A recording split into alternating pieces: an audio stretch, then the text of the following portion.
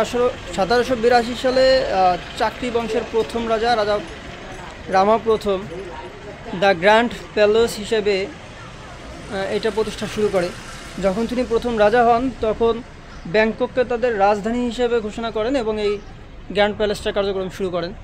তখনকার সময়ে এটা রাজার রাজপ্রাসাদ থাকলেও এখন বর্তমানে এটা ব্যবহার করা হয় বুদ্ধিস্টদের ধর্মীয় টেম্পল হিসেবে। এবং এটা থাইল্যান্ডের প্রশাসনিক কাজ এবং ব্যাংককের প্রশাসনিক কাজ পরিচালনা করার জন্য ব্যবহার করা হয়।